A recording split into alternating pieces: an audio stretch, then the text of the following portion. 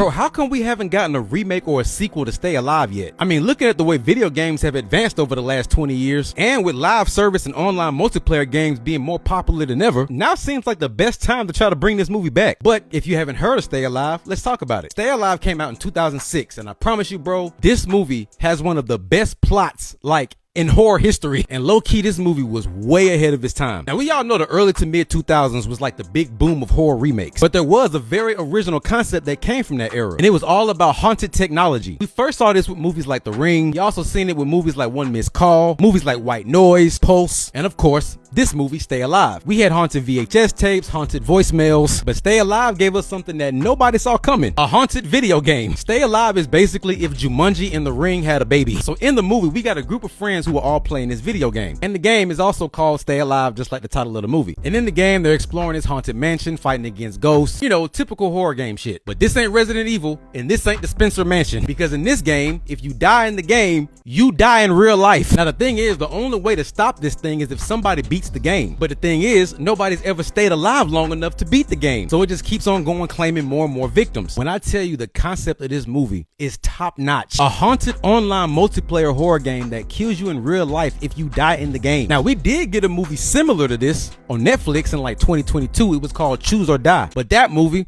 was probably worse than this one. I say worse because as great of a concept as Stay Alive was, the movie was kind of ass. It's one of those like cult classic guilty pleasure horror movies. Like, you know it's not good, but you still enjoy it. And the way this movie ended, it actually set itself up for a sequel. But I think because the movie performed so terribly, that's why we never got one. Even though in 2022, the filmmakers did say that they're trying their hardest to make another movie. I don't know what's so difficult about making it. Just make the motherfucker. Like I said, bro, even though Stay Alive wasn't that great of a movie, the concept of it was way ahead of its time, and honestly I feel like this movie fits more in 2026 than it did in 2006. And I really want to spoil this ending, but I know it's a lot of people who ain't seen the movie yet. So with that being said, go watch Stay Alive. Like I said, it ain't that great, but it's actually very enjoyable. And for those of you who know what I'm talking about when I say that ending, then you know we definitely had sequel potential.